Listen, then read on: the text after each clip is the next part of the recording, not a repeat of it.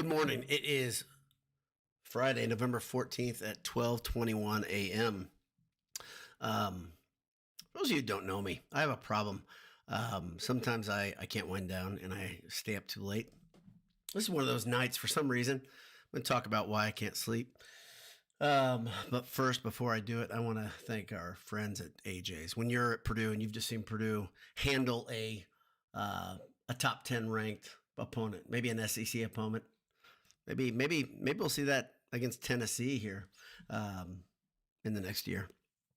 But when you've seen that, what do you want to do? You skip, you hop, you jog. You've got a bounce in your step, and you head towards the fire station. When you get there, you take a hard left and go inside and enjoy the fun, the frivolity, the meats, the cheeses, the mixed drinks, the beers. Grab a pint with a Boiled Sports magnet at the bottom of it on a game day.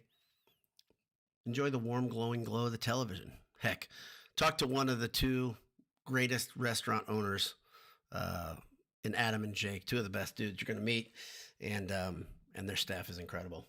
Burgers, beef, beer. That's AJ's. EatAJ's.com. AJ's by the fire station. Also, if you need a sweatshirt like this one, a classic hoodie with Pete on it, you know where you go? Homefieldapparel.com. This thing is cozy. It's a little chilly in Indianapolis. I watched the game tonight with a couple of pals, one of them an Alabama guy. This is a big move for me as just a guy who has a major problem watching games. I'll be real honest. This is on my side of the table. But yes, I watched the game with an Alabama fan and a fellow Purdue alum. Maybe he'll check in tonight. I don't know. He's probably smart and he's in bed already. But I got it from Home Field Apparel, and he actually, my buddy, tried on the sweatshirt because he was like, I wanted to get one.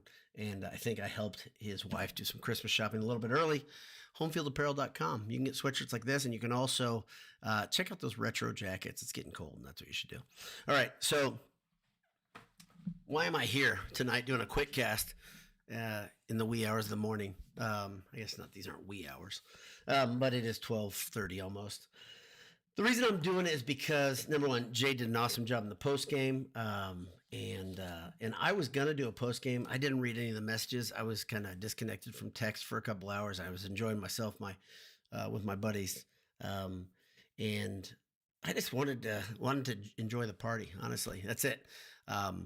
Get a few thoughts out. My wife and daughter were winding down when I got home, and I wanted to watch a little bit of the post game stuff. I haven't watched Painter's post-game comments. They're queued up on the screen behind me right here, ready to go. I watched some of Nate Oates' post-game presser.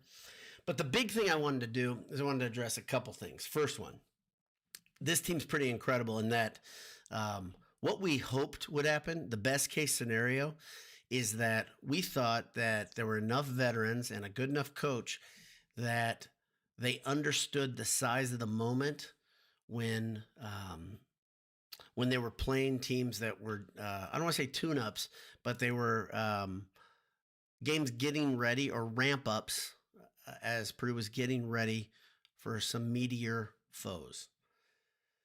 That's what happened tonight. Number one, you see TKR is absolute difference maker. Everybody knows that. He played like an All-American. He played absolutely tough. I think he took a lot of things personally. Some comments that maybe he wasn't the greatest rebounder. And there's been this narrative that Purdue's been trying to tell us for months, and that is that TKR is a better player versus power forwards than he is versus centers because of the loss of 4 to 6 inches in height and about 40 to 60 pounds of muscle against a typical center in the Big Ten. TKR proved tonight that he's pretty damn good at the 4. That's one thing that was proven tonight. TKR toughed through a little bit of tweaking or injury. He got out the old, what do you call it, deep tissue massager after a little bit of tweaking on his quad, it looked like. It wasn't his hip. And he came back to finish the game strong. Speaking of finishing the game strong, Braden Smith did what he is known to do, and that is when the chips were down and Purdue needed the biggest production at the end of the game, Braden Smith absolutely came through. Played a great game, an unusual game statistically in that he really wasn't, especially in the second half. He was hunting. He was hunting shots, and he was effective at it. Now, so here's the funny thing. we as Purdue fans, we've got a little bit of an issue. And I don't know if all fan bases have it. But when I read Purdue fans say things like tonight, I had a couple Purdue fans say to me that, man, Lawyer kind of shrinks in these big games, or Lawyer has a hard time versus certain types of defense. He didn't play a great game tonight. There's no doubt about that. But let's not forget 2 games ago where he absolutely carried Purdue by bombing, right? He just absolutely was hitting everything. And it wasn't because it was a lesser opponent. But you can look back in the past and you can, right away I can think of games where Lawyer was the guy versus a bigger opponent. First one I think of course, is Arizona in Indianapolis, where not only did he hit threes, but he also drove. So Lawyer didn't play his best game, and it's not the end of the world. All is not lost. Braden Smith played big down the stretch. That's awesome. Oscar Clough, by the way, looked like the guy that I think Purdue wants and needs him to be, and he can even be better. That's the really, really cool thing. So a lot of things you'd say, man, they're like I said, the switch was flipped. I said it in the title, and it looks like Purdue is worthy of their high ranking. Now, they dropped a spot. We talked about this in the Handsome Hour, didn't we? I think we did. They dropped a spot this week in the polls because of their lackluster performance versus lesser opponents, when at the same time, many, many teams struggled last week. But tonight, when the game really counted against an SEC foe, Purdue came through. What's the thing that I liked most about this? It wasn't wasn't necessarily seeing these guys all play big. It wasn't seeing guys fall into their normal roles. I love seeing Omer Meyer show out a little bit in that first half when Smith was getting spelled. That's a little bit of a preview of what's coming later in the season when he's called on more and more. The fact that you keep Smith's minutes down. I know he had foul trouble, but also keeping his legs fresh is something I think Painter will start doing a little bit more as Meyer earns the trust. The funny thing is, Omer wasn't in his bag tonight.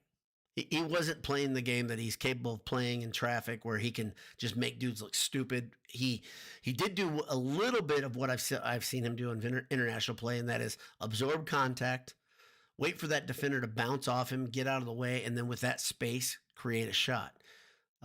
Omer Meyer is going to be very effective. My favorite thing of the game, though, my favorite thing of the entire game was the reminder that Purdue is the tougher team. Why do I like that so much? Because I think Purdue's identity should always be in that they are a team that outworks the other team. Toughness comes from, one, being able to, you get knocked down in life, you get knocked down on the court. Purdue has always been known for being a team that can take those blows and pop back up, right? Tonight, they were the tougher team on the road in a very, very hostile environment. I went on Twitter afterward just to listen to what people are saying, and there are SEC fans of other foes talking about Alabama's just incredible advantage at home that they generally have. Well, tonight, Purdue took that advantage, twisted it around on them, and had them heading for the exits much earlier than I thought they should have. As a Purdue fan, you probably felt like I did. You're like, this game's not out of reach when you saw those stands clearing. But Alabama fans knew what they're capable of, how they play. Maybe it's because that unless they're just hitting every shot, they're not going to get the rebounds. And Oscar Clough, by the way, again, he pulled down every important rebound down the stretch. Very, very big. Nate Oates went on and said what I just thought about Purdue's toughness. He said the tougher team won today, and I love hearing it. I love hearing that as much as anything. I like seeing guys hit threes. I like seeing Purdue doing what they're capable of doing offensively. They move the ball really well. But Painter did some stuff where I don't know if some Purdue fans appreciate what Painter does with analytics and how he installs it in his defense. One thing he did tonight, early in the game, it felt like, wow, this was a miscalculation. He left some guys open because Painter makes decisions with his defense that we have to double sometimes, right? If you're a Purdue fan, you might not understand this. I know that there are some guys that understand basketball X's and O's a lot better than me. But I know that this is something that's baked in to Painter's system. And he allowed some guys to shoot. They made some shots early. But guess what happened? Probability, the water found its level. Sometimes I think, myself included, I'll say, why doesn't Painter adjust? Because I think he knows that data speaks volumes, especially data with a very deep data set. Some of those guys on Alabama, that you'd seen them that they weren't the best shooters. And one guy who didn't seem like he was going to let beat him was Phylon, right? Phylon was covered like a blanket. I think he finished with 11 points on 13 or 14 tries. Banner always talks about a really good player. You don't want him to score more points than tries, right? He had 3 more tries than points, 3 more shots than points. That's a big deal. That's a big victory for Painter. I haven't watched his presser, but I bet he talks about that. Also, some harmless, good fun. Loved watching CJ Cox wave goodbye to the Alabama crowd. I don't think everyday people see. I have a problem when I'm in crowds of hostile environments, just as a fan. I just want to get out of there. I don't want to be there anymore. It stresses me out. I've said it before. I hated going to the Classic down in Indianapolis when I was surrounded by not one set of opposing fans, but 2 in those who reversed their jackets between Butler and IU. But I don't like it. And CJ Cox understands that when you're getting, sometimes it's curse words hurled at you, but just constant barrage of negativity and that pressure, it's hard to perform for a while. But the gratification those players saw when they were walking off the court, I think I remember that, especially the young guys who haven't been through that. But the vets knew exactly what they were doing. They were ready. One thing I thought was really interesting, Oates had another quote. He talked about Alabama was in the wrong place at the wrong time in regards to TKR. I thought that was an interesting quote. The funny thing is, I think he's referencing the fact that TKR was kind of he was chomping at the bit to play and to physically beat up Alabama. Alabama tried to do things, bring it out to him. TKR did a couple really interesting things outside of his normal style of making difficult shots. His teardrop was on. He had a couple where you're like, we forget how unorthodox of a player he is until you really see a guy hit it's not really a sky hook. It's a teardrop from about 14 feet. And the way it goes in, he hits the back of the rim and then the ball bounces in effortlessly. But he was extremely effective. Like Jay talked about in the post game, one thing that always annoys me is Dykes. The reason I'm bothered by Dykes as a color guy is not the fact that he's not very good at his job. He's not been good at the job for a long time, but he's just an absolute shill. And it's not just for Alabama. It's anybody from the SEC. So when you're on that other side of it, it makes me nuts. Jay's better at dealing with it. I'm not good at dealing with it. I had to listen to it tonight because I was watching on TV with friends who kept the volume up. My wife gave me a report. Maybe you had it, talking about Rob Blackman and Buckets on the call, and they said it was an exciting, fun listen. The only reason they were listening, of course, is because YouTube and ESPN continue their pissing match and keep the fans out of watching. What is it, a third of why you get YouTube TV? I don't even know what to say. You can't write them a letter because they don't care. But what you can do, if I were you, I would seriously think about pausing your YouTube TV and then look where your bill is. Don't waste your money, but don't re-up until they're ready to come out, and don't go to Hulu because that's owned by Disney and ESPN. Just my 2 cents. Look at Sling, look at Fubo. The first month, I think, of both of those is discounted. Just FYI, I've been doing some research on it. That's just a sidebar. But Purdue looks like a team that should be number 1. It's ridiculous that they dropped last week, and I hope they keep the chip on their shoulder and understand that there are many people that still don't believe in Purdue. The one interesting thing I'm looking for, and I hope you guys can help me define it, is what's the narrative going to be about Braden Smith? I heard some people saying, how long has he been here, acting like he's a 5th, 6th, 7th year player, which that's pretty common in NCAA.